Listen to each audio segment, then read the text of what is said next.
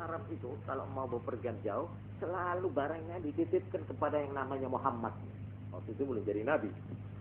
Dan memang terkenal sudah nama beliau, harum namanya, sebagai orang kepercayaan. Sehingga beliau mendapat gelar Al-Amin. Muhammad Al-Amin, orang yang bisa dipercaya.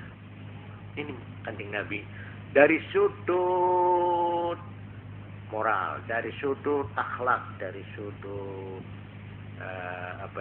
mentalnya, ini sudah diakui sebagai anak yang baik. Sehingga orang yang belum dibuka hatinya oleh Allah untuk menerima Islam dan mengakui Nabi sebagai Rasul, ya, dia berkata, andai kata Muhammad itu memang diangkat jadi Rasul dan Nabi, itu logis. Itu tak, tapi dia belum percaya. Sebab memang Muhammad mulai bayi, saya tahu, mulai kanak-kanak sampai anak tanggung, sampai dewasa, sampai dia berdagang ke negeri Syria, menjalankan hartanya Khadijah, janda yang kaya itu. Itu pedagang-pedagang di sana itu bukan saja laki-laki, wanita juga. Khadijah ini kaya raya itu. Dia kalau dagang itu semua banyak ini bakul-bakule, juragan beliau itu bakule wah. Nah, setelah mendengar cerita bagaimana Muhammad ini menjadi penitipan cuma-cuma, ya, semua orang nitip no, wah ini akhirnya tertarik beliau ini. Akhirnya dicoba dengan diikuti oleh Maisarah. Maisarah itu bukan wanita, laki, namanya orang laki tapi namanya Maisarah. Jadi kalau ndak awas keliru nih. Wah ya pergi Muhammad ini sudah main api nih. Kenapa?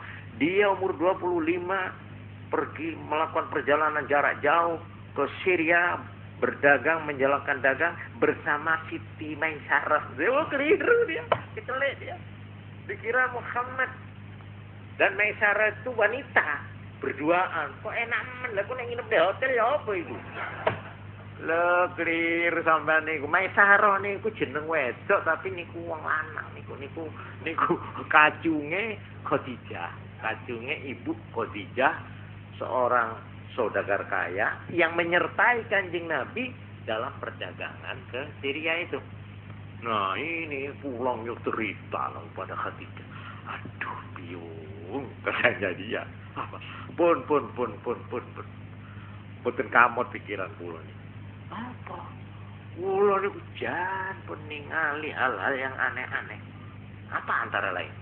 Yaitu waktu kita itu berjalan di padang yang terbuka, tidak ada apa-apa, naungan, tidak ada kayong-kayong, kepanasan. Nah kok apa? Berhenti dia. Untuk menarik perhatian itu berhenti dia. Dia bernafas 2-3 kali, baru dia berkata, kami berdua waktu jalan kok ada mendung. Mendung itu cuma sedikit. Itu hanya melindungi kami berdua, mengikuti kemana kami pergi. Tidak tumon katanya dia. Tidak ada. Aneh ben aja. Orang-orang sekian banyaknya di pasar yang ramai lalu lintas, semua mendongak ke atas. Ini apa-apa? Ya, orang itu menyaksikan ini peristiwa-peristiwa begini. Nah ini Maisarah cerita. Ya begitulah saking tertariknya wah neng ini dadekno bojo gua. Dia yang melamar. Khadijah dulu ini yang melamar, bukan Nabi, bukan Khadijah. Dan Nabi ternyata memang semua yang dilakukan perdagangannya apa itu begitu jujur sampai ini. Kalau ada barang kok ono cacate. Sadurunge wong tuku dikandakno cacate dhisik. Lha petumun. Jadi pamane kudung gitu ya. Itu kudung itu namanya wedelan anyar itu. Ya. Ya. Itu orang mau beli nih, sampean mau beli nih. Tapi ini begini, ini loh lah, ini bedanya. Lah ini sebenarnya yang asli ini warnanya. Tapi ini wedelan anyar ini. Diterangkan dulu oleh Nabi Muhammad itu loh sebelum jadi nabi ini. Lah Maisarah ini rada jijitan. Lah iki mosok payu ngene Pak modele iki Pak. Dagang kok ngene. Terlalu jujur Nabi itu. Ya.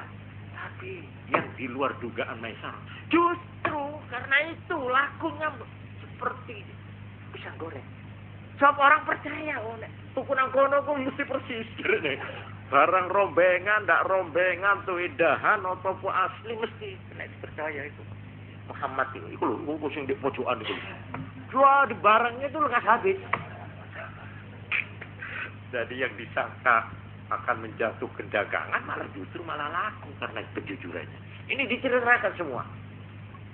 Nah, inilah hal-hal yang disebut di dalam istilah agama irhasot. Irhasot itu persiapan sebelum jadi nabi. Ya termasuk pembedahan tadi operasi, ya. Bagaimana itu ada mendung, itu irhasot. Hal-hal yang di luar akal, irrasional. Hal-hal yang tidak bisa dicernakan dengan akal. Nah, sesudah Nabi, menjadi rasul, itu disebut mukjizat. Nah, gitu namanya, mukjizat. Jadi sebelum jadi Nabi, namanya irhasot. Nah, sebelum Nabi menjadi Nabi, jadi rasul, ini sudah dipersiapkan oleh Tuhan. Sampai Nabi waktu ditanya, sampean itu bagaimana? Kenapa? Ya, dirasani orang. Nabi, rasul, tapi buta huruf. Gak iso nulis, gak iso moco. Lagi ya, masa iso diterima itu?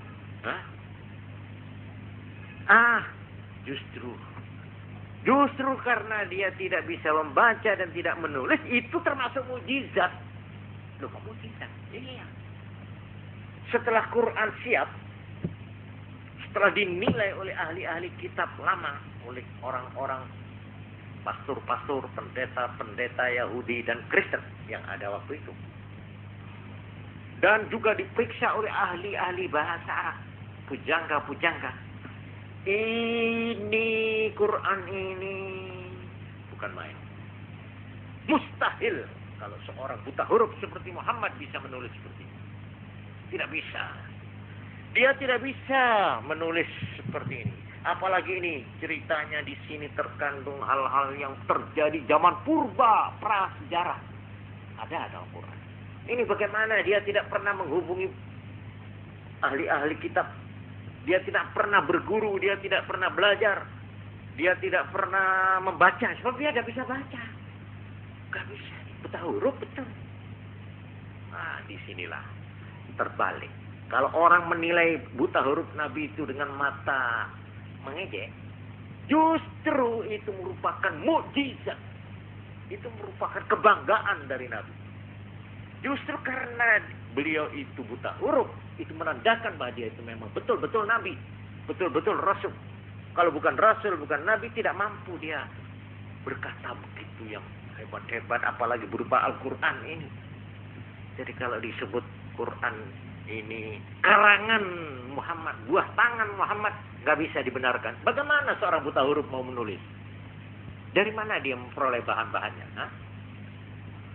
Dari mana?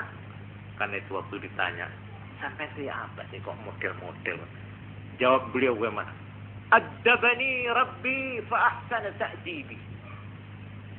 Aku langsung dididik oleh Tuhan. Dan dia pendidik yang paling baik. Jadi semua memang langsung dari Allah ya. Semua persiapan apa, Qur'annya ya, itu irhasat, mukjizat, semua saya itu enggak. Sama Tuhan yang langsung mendidik saya. Jadi kalau saya disebut sebagai murid, akulah murid Tuhan. Kalau saya disebut belajar, saya belajar langsung dari guruku, yaitu Tuhan. Addabani Rabbi fa ahsana ta'dibi.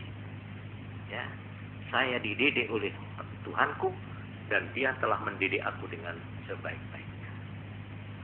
Jadi inilah sebabnya maka beliau pada saat akan menempuh perjalanan yang cukup jauh, di mana beliau akan diperkenalkan dengan alam-alam yang aneh-aneh, alam-alam yang gaib dan alam yang lebih gaib daripada yang gaib. Alam yang lebih gaib dari yang gaib. Beliau untuk keempat kalinya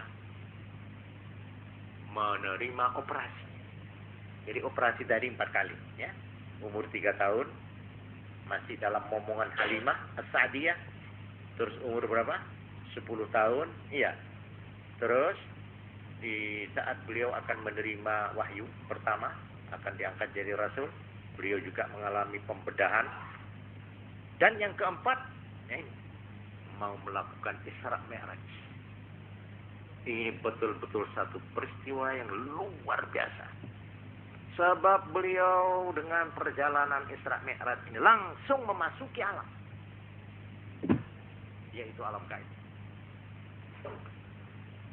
Saya dalam kesempatan yang lain pernah menguraikan ya, bahwa Isra Mi'raj ini merupakan 4 pengalaman yang berbeda satu dengan yang lain, yaitu pengalaman beliau dengan buruknya dari Mekah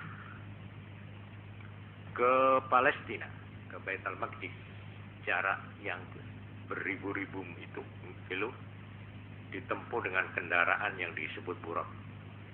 Ini kendaraan saya kira tidak menjadi soal perjalanan ini.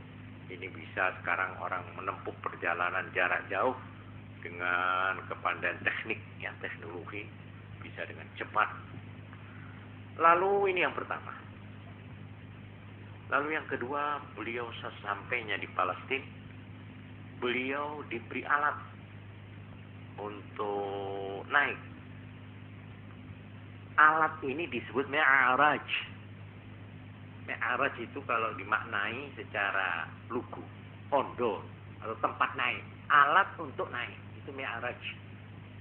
Mi'raj. Bagaimana kita tidak tahu dan tidak diceritakan. Cuma ya kira-kira seperti lift gitu. Liftnya hotel-hotel yang besar itu, gitu, ya, ditarik ke atas. Jadi Nabi yang ditarik dengan lift ya tidak apa-apa ya, biasa saja. Nah, ini alam kedua ini sudah. Kalau dari Mekah ke Palestina ini alam biasa, bumi-bumi kita ini biasa. Ini yang disebut alam syahadah, alam dunia, alam bumi, alam nyata, alam fisik. Tapi dari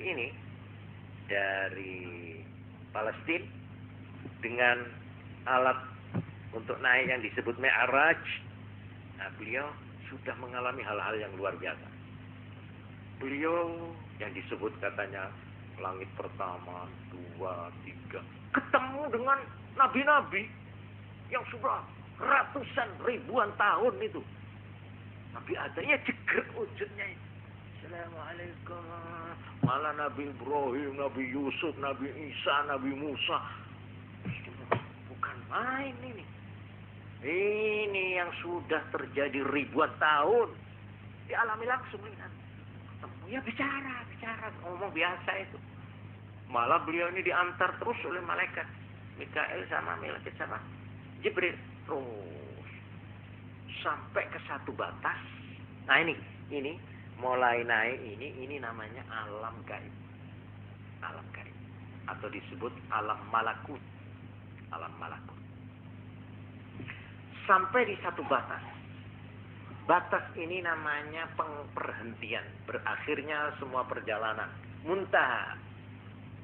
Sidrah ini batas, al-muntaha tempat berhenti, tempat berakhir. Jadi ini sebagai stasiun, ya, sebagai stasiun yang dari bawah sampai di sini stop. Nah, ini namanya Sidratul Muntaha. Nah, sampai di sini Nabi itu dibisiki oleh malaikat Jibril. Nabi, ya maaf, saya dan malaikat Mikail tidak bisa terus mengiringi panjenengan ke atas. Loh, kenapa? Maaf, kondisi kami tidak memungkinkan. Di sana ada alam yang lain daripada yang lain. Kalau saya Jibril ini masuk ke sana tanpa izin Allah, tidak seorang makhluk pun diizinkan oleh Allah selama ini, kecuali baru sampean. Baru penjenengan ini. Saya sendiri sampai hari ini belum diizinkan untuk masuk ke alam penjenengan Allah. Loh, saya sendiri. Iya. Nek apa saya ini? Ya gitu, iya. Apa? Tidak ada, mi'rajnya sudah habis. Mi'raj sampai di situ aja. Alat naik liftnya itu sampai di situ berakhir. Di situ itu entah bagaimana caranya Nabi masuk ke alam. Ya kira-kira ngawang gitu kira-kira. Ya kira-kira seperti astronot itu. Di atas itu kan terus bisa ngambang gitu. Iya. Nah itu kita sendiri sudah percaya pada astronot. Tapi kepada Nabi kok repot harus percaya. Bisa tetap dilogika, dirasionalkan gitu ya. Nah ini setelah sampai di sana ternyata beliau sendirian, ijen kelen. Nah ini alam di atas muntaha tadi itu disebut alam Jabarut. Jabarut. Nah di situ Nabi kadang-kadang repot. Wah repot tadi. Wonten napa mau untuk mriku Gusti? Ditanya biasa atau wawancara itu biasa. Sudah datang berjalan. Ya, sebenarnya saya lihat lautan sinar. Repot. Tidak ono tunggalik apa karo ini ki renek tunggalik. Ya apa indahnya bagaimana sih? Ya nek di kitab-kitab ku nek wong kanca-kanca. Iku ono pohon yang daunnya seperti telinganya gajah. Keteat bahasa itu. Keteat bahasa itu sebenarnya. Iya. Enggak, jauh dari itu. Enggak bisa dilukiskan alam sana. Sehingga kalau kita pakai kacamata ukuran sini, enggak bisa. Ya. Jabarut. Sampai di satu batas yang namanya mustawa. Mustawa. Ini ijen kan Nabi. Lah kok di situ mustawa. Langsung Nabi itu berhadap-hadapan tatap muka dengan Allah Rabbul Alamin. Tidak merintih. Nah ini keistimewaan beliau. Beliau dalam wujudnya sebagai manusia yang sudah dipersiapkan oleh Tuhan untuk menempuh perjalanan ini. Ternyata akhirnya memang beliau dipersiapkan oleh Tuhan untuk langsung bertatap muka, bertemu, berbicara langsung dengan Allah Rabbul Alamin. Ini mustawa. Jadi Nabi itu bukan sekedar teori. Bagaimana saudara akan mempercayai seorang dokter yang belum pernah hidup dan mencoba di praktikum, belum pernah mencoba di laboratorium, belum pernah dia itu mencobakan apa itu namanya obat-obat itu pada manusia atau pada binatang, eksperimen. Bagaimana akan mempercayai dia kalau cuma teori seperti ya kebanyakan kita kalau ada orang sakit itu wabeh jadi dokter. Oh ini obatnya ini. Ah ini dituruti kabeh iso gak karu-karuan penyakit ini. Oh manusia yang ngomong itu semuanya cuma ngomong toh. Lu sana lor niku ngeten, nek kencing manis lu ngeten. Tak pikir kok ngungkuli dokter spesialis sih. Biasa. Jadi kalau orang itu tidak mengetahui dengan nyata baik pengalaman pribadinya maupun kemampuannya dan latihan-latihannya, pengalaman-pengalaman, tidak mungkin dia itu bisa dipercaya untuk memegang tugas. Iya benda. Nah ini cara logika. Begitu juga Nabi. Kalau Nabi tidak mempunyai kekuatan fisik dan mental rohaniah, tidak dipersiapkan oleh Allah untuk melakukan hal-hal yang aneh bin ajaib, yang berarti gaib, sehingga beliau di dalam peristiwa itu Mi'raj sekaligus telah langsung memasuki 4 alam.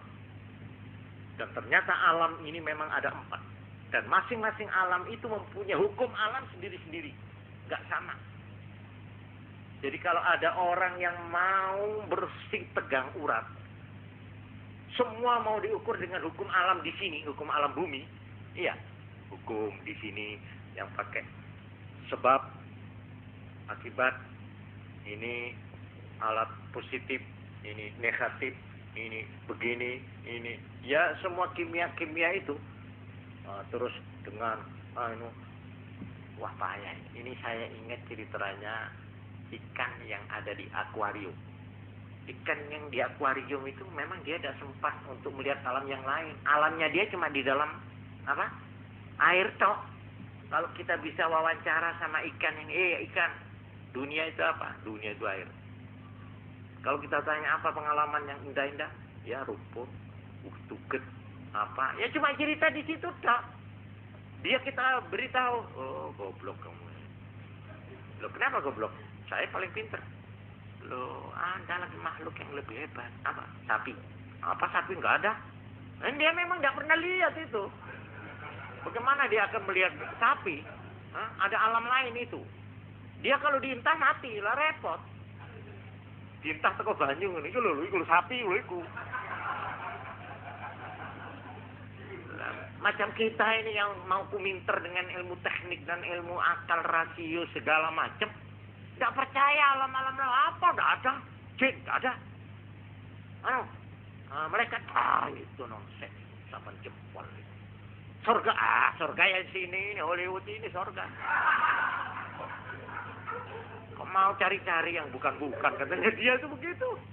Tidak percaya, persis ikan ini tadi. Ikan dalam akuarium tuh. Mbok siapa apa kon percaya nih anak slender tidak percaya. Apalagi ada pesawat terbang, ada ini, dia geleng-geleng, mau percaya. Nabi sebagai ikan, beliau dimasukkan ke alam-alam yang besar. Dia bertemu dengan malaikat, langsung malaikat Jibril itu menampakkan wujudnya yang asli 2 kali. 2 kali dia melihat. Ini wujud saya sebenarnya. Nabi mampu 2 kali melihat malaikat Jibril. Ini dalam Quran disebut. Bertemu dengan alam-alam yang saya terangkan tadi, yang namanya alam malakut.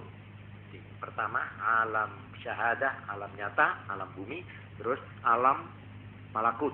Ini mulai naik sampai ke batas muntaha tadi, sidratul muntaha.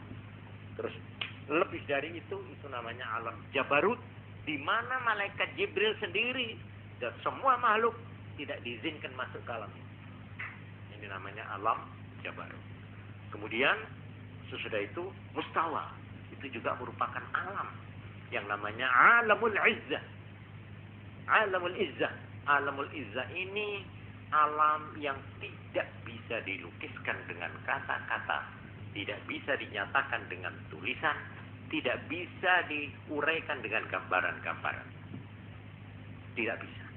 Bagaimana, tidak ada bagaimana di sana. Di mana tidak ada di mana. Mengapa tidak ada mengapa. Ini namanya alam Tuhan.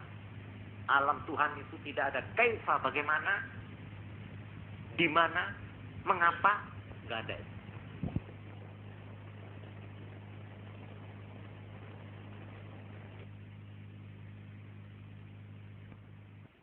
Ini saya kutip keterangan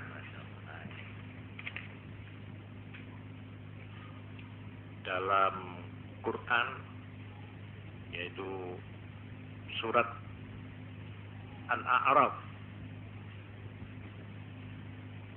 yang berbunyi, walau kuntu a'lamul ghaiba lastakthartu minal khair wa ma massani as-su'u in ana illa nadhirun wa basyirun liqaumin yu'minun.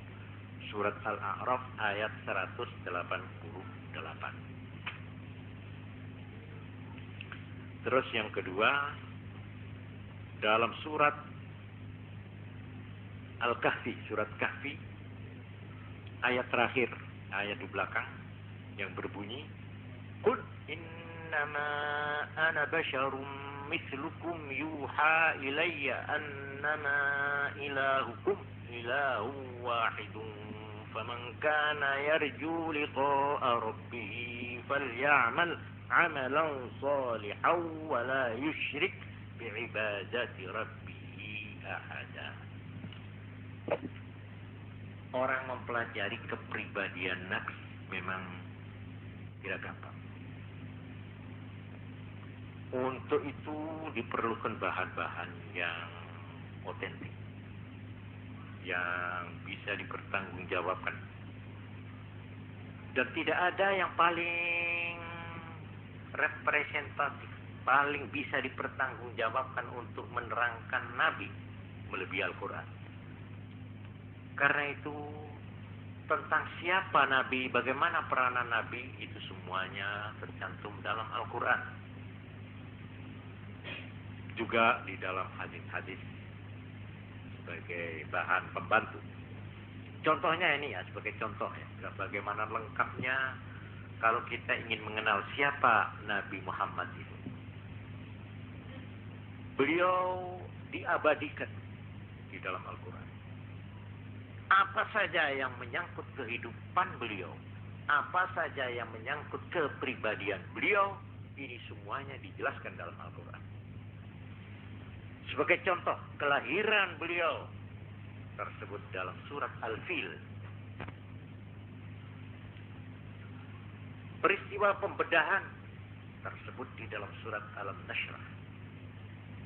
Keangkatannya beliau sebagai Rasul, sebagai Nabi, tersebut di dalam surat Al-Alaq. Bagaimana masa kanak-kanaknya tersebut dalam surat Ad-Duha. Bagaimana perjalanan dan sejarah beliau berakhir, itu dijelaskan di dalam surat An-Nasr. Idza jaa nasrullahi wal fath. Itu merupakan akhir kehidupan Nabi, akhir tugas dan akhir misi Nabi. Sehingga waktu ini dibacakan, sahabat Umar dan sahabat Abbas nangis. Nangis. Loh, kenapa kamu nangis? Katanya orang-orang. Ini kan hasil puncak klimaks daripada perjuangan Nabi. Semua orang masuk Islam, menerima Islam berbondong-bondong. Mekah sudah dapat kembali lagi. Dan. Yang tadinya kita orang usiran, diusir. Sekarang menjadi orang yang berkuasa. Tadinya orang Islam hanya 2 orang. 4 orang, sekarang menjadi waktu itu 114.000 orang. Waktu turunnya surat, semua orang sudah mengirimkan utusan dari pelosok-pelosok.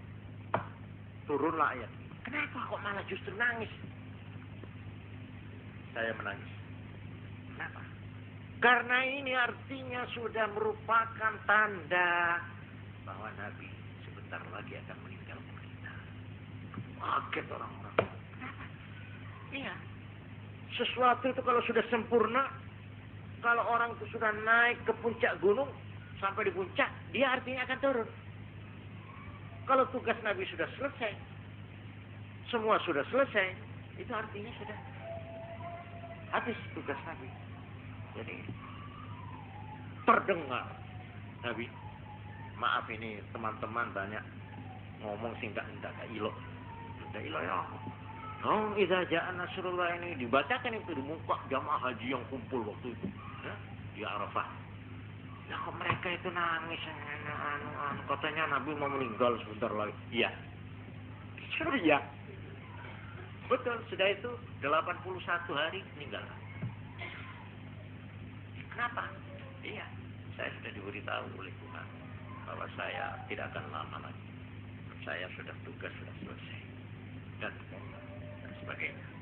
Jadi kalau kita itu mau membaca dan mengenal Kanjeng Nabi yang kemarin kita peringati mauludnya ini, ya, ini saya kira perlu orang sebagai orang Islam.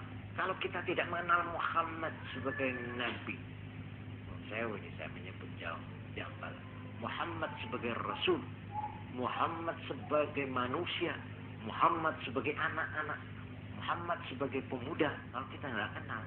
Kalau kita mau memasrahkan hidup kita ini di bawah petunjuknya, bagaimana? Kita harus kenal. Dan perlu saya tegaskan, tidak ada orang yang paling terbuka sejarahnya, paling terbuka rumah tangganya, paling terbuka kepribadiannya melebihi Muhammad Rasulullah Sallallahu Alaihi Wasallam. Ya, ayo wacana, ayo. Sampai nalika dipaidu mek pangeran. Diterangkan kan Quran. Abasa wa tawalla, dia merengut wa tawalla dan melengos. Anja'ahul a'ma, karena didatangi oleh seorang buta. Ditegur. Loh, teguran Tuhan itu dicantumkan dalam Quran dan dibaca oleh Nabi untuk dibaca oleh kita sepanjang zaman. Ada pemimpin yang begitu. Biasanya kalau riwayat pemimpin sing api-api toh. Iya dah? Biasanya itu begitu. Enggak ini. Nabi itu dari semuanya dibuka. Bagaimana dia kawin dengan orang yang sudah umur 40. Anda enggak kira-kira pemimpin yang mau menerangkan begitu? Umpama dia kawin dengan orang, oh malu Pak, apa itu rahasia itu? Rahasia intern katanya ya. Ini tidak ada rahasia. Nabi adalah terbuka. Pribadinya segala-galanya. Boleh dibaca, boleh dipelajari. Ini yang perlu kita yakini. Yang pokoknya saya akhiri pengajian ini dengan satu kesimpulan. Bahwa Nabi Muhammad SAW memang dia innama ana basyarun mitslukum. Memang manusia biasa. Dalam arti dagingnya, darahnya suka makan, minum, ngising, ya nun sewu, sare, ya lorong, ngeluh, ya apa. Ya, memang biasa. Tapi beliau justru karena tugasnya itu, beliau itu telah diberi persiapan oleh Tuhan untuk kuat menghadapi alam-alam dan segala hubungan antar yang harus dilakukan beliau. Beliau langsung berhubungan dengan orang-orang di alam kubur. Ini ada hadisnya. Mana dia bicara, hei Abu Jahal. Setelah 3 hari perang Badar, Abu Jahal semua itu sampai ditegur oleh Sayyidina Umar. Loh Nabi, sampai kok bicara memanggil-manggil Abu Jahal. Siapa lagi ada 4-5 orang yang dipanggil oleh Nabi, lawan-lawannya. Apakah engkau telah menerima, menyatakan, telah menyaksikan, membuktikan janji Tuhanmu? Saya sudah menerima janji Tuhan. Kamu bagaimana? Wawancara. Nah ini Sayyidina Umar lagi. Bagaimana apa mereka itu bisa mendengar waqad jayafu padahal mereka sudah jadi bangkai? Umar, mereka, kamu tidak lebih mendengar dari mereka. Cuma mereka tidak bisa jawab. Jadi mereka itu berwawancara dengan Nabi langsung. Nabi sebelum meninggal pergi ke Baqi, diikuti oleh seorang sahabat, bicara ngomong. Beliau itu langsung berhubungan dengan alam-alam gaib biasa itu. Dengan malaikat Jibril dia sudah sahabat yang intim, bagaimana dengan yang lain gitu lah. Nah karena itu ya, di dalam sebuah tafsir ini saya bacakan kepada saudara-saudara, walladzi yajibul imanu bi, termasuk yang wajib kita iman. Nah ini catatan saya untuk pengajian sekarang ya.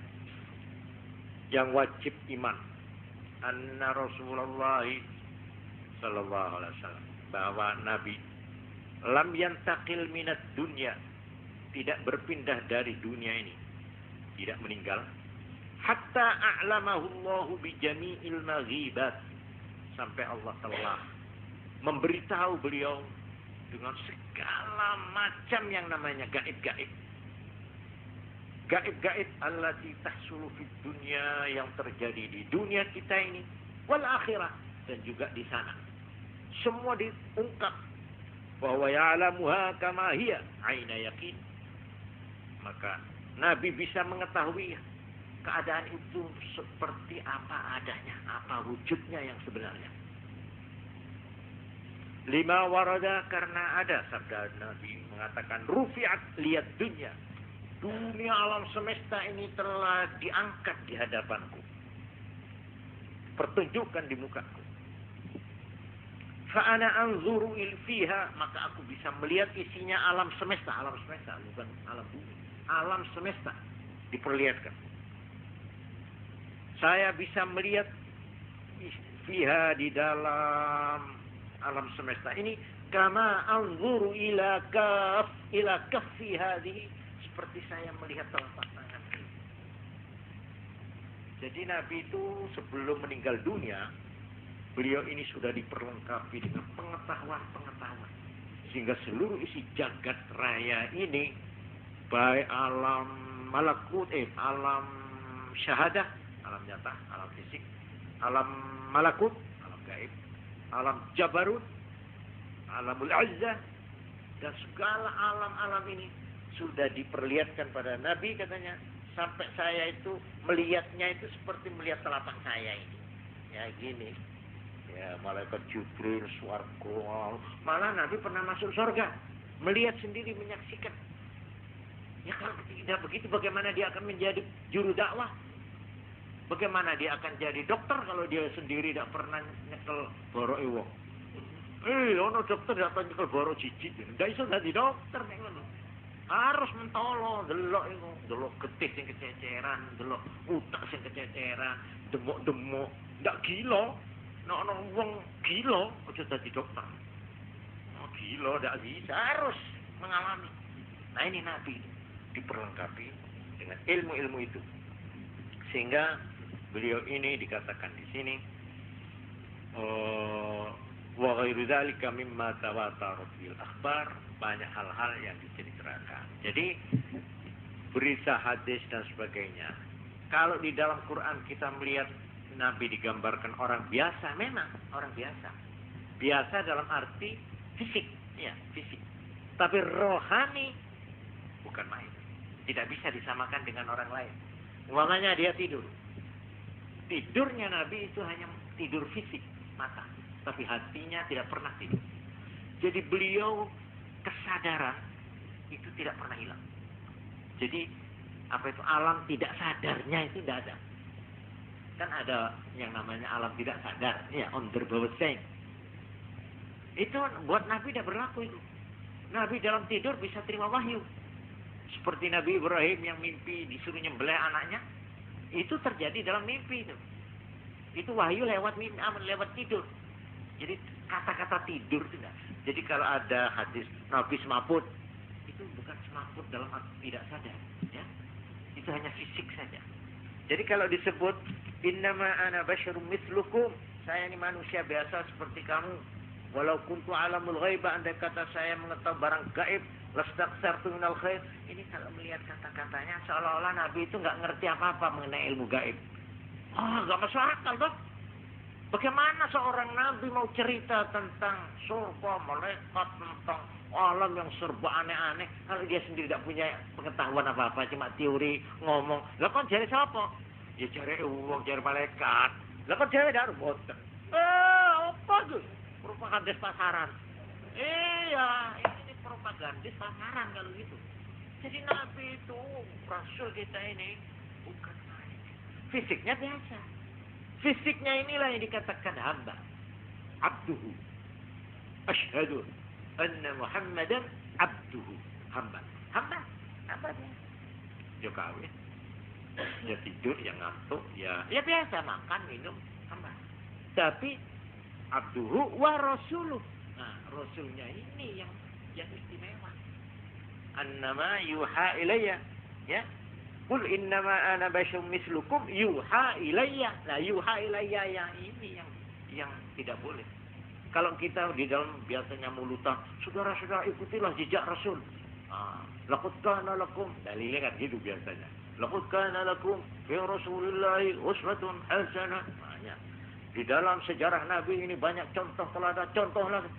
Jadi sing ono sing dicontoh ki apane? Ono sing takon iki dicontoh niku apane? Nah, di sini kita harus hati-hati. Sing dicontoh niku kehambaannya, Ya, beliau sebagai manusia, sebagai hamba, sebagai orang yang mengeterapkan teori-teori bumi, hukum alam. Dia berjuang, dia perang, dia catu, dia gugur anunya itu. Tapi ini bab kerasulannya jangan ditiru-tiru. Terus bisa mana gua menang dekem, karena mengheningkan cipta, cari ilham, cari wahyu. Apa sih? Mbok menawa kaya Nabi Muhammad. Bahaya ini. Sampai mau meniru-niru rasulannya ini, wah, maaf ini jangan. Yang mengenai hambanya itu boleh. Bagaimana sikapnya, kalau makan bagaimana, kalau duduk bagaimana, kalau senyum itu dicontoh. Bagaimana beliau menjalankan kebijaksanaan, leadershipnya, kepemimpinannya, bagaimana mengatasi kemelut di kalangan sahabat-sahabatnya. Hal-hal itu.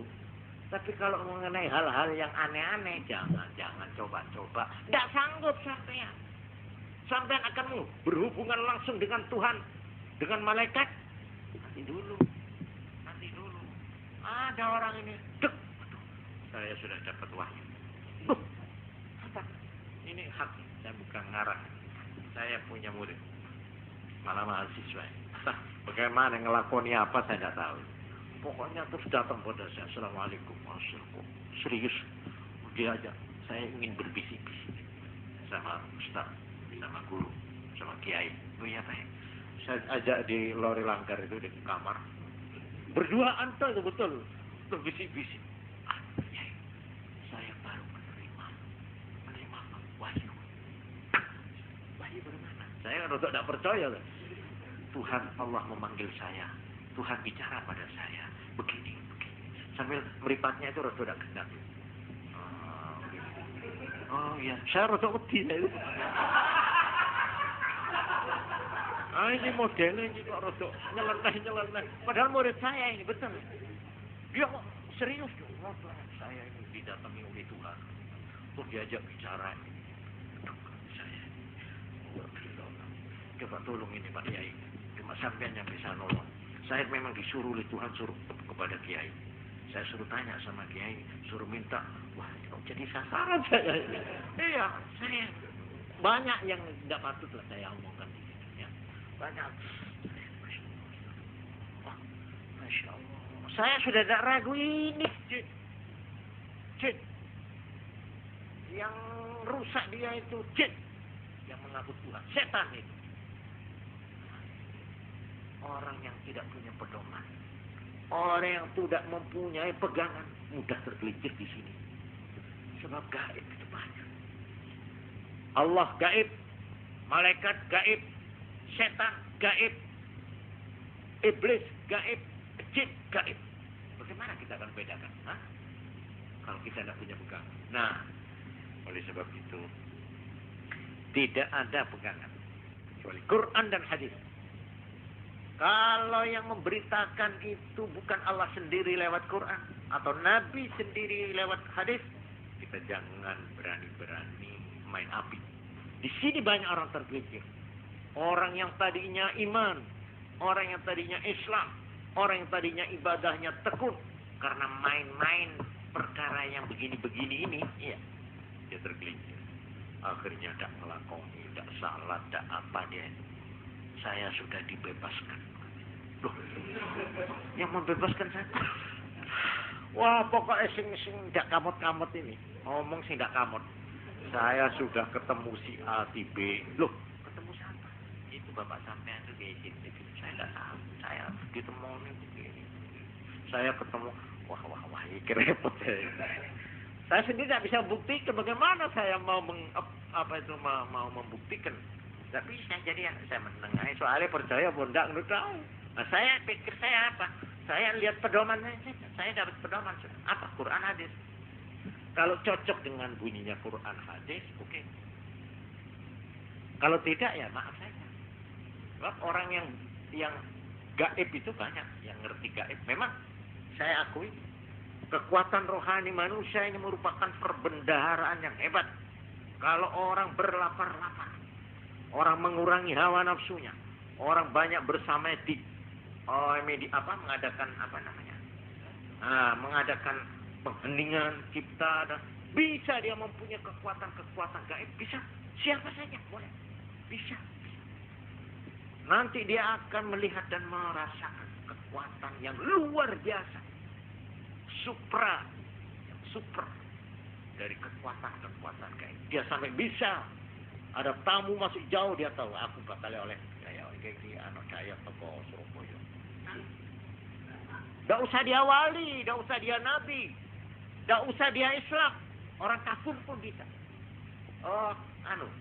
Barangnya sampean sing dicolong niku nggih. Niku dicepit nang ndek lawang niku lama. Itu ada, memang ada. Juga orang, sampean sakit nggih. Nggih, putih nggih.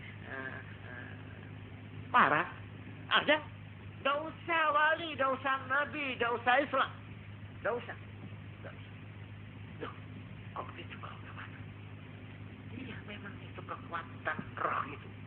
Kalau dipelihara, semua bisa itu. Akhirnya dia luar biasa.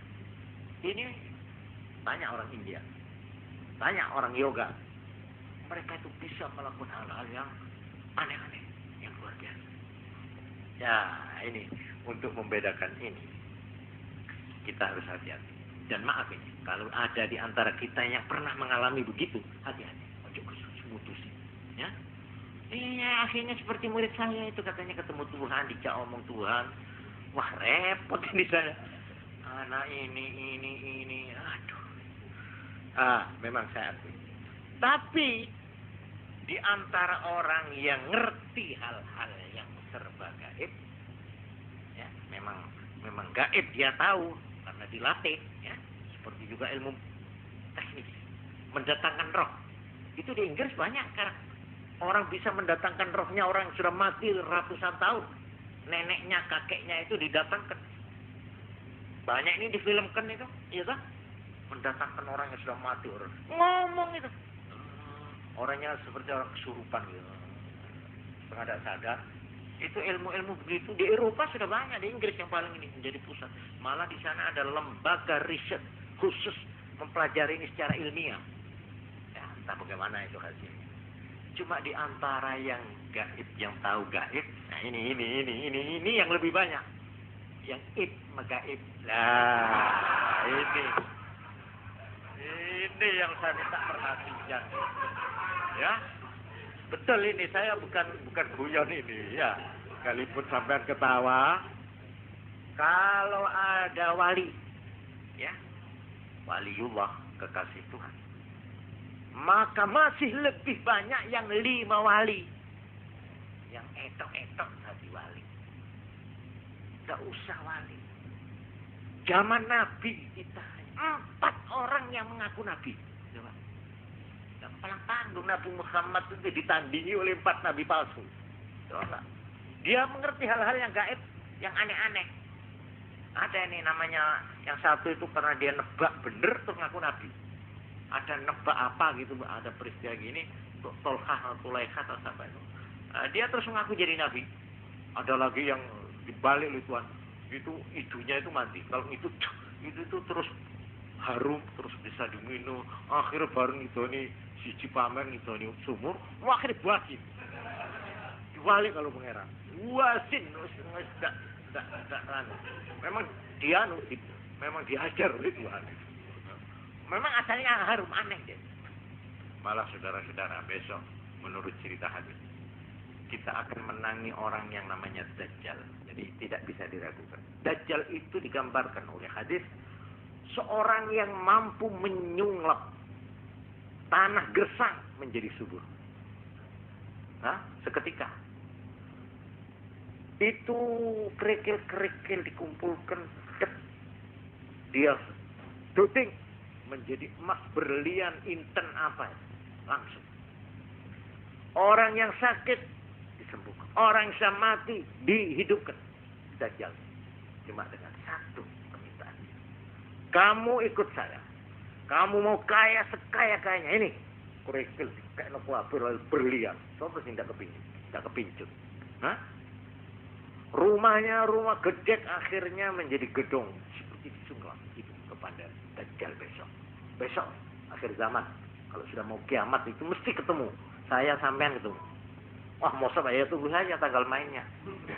Ya, buktikan aja nanti. Dan dia akan dutik. Langit, turun hujan.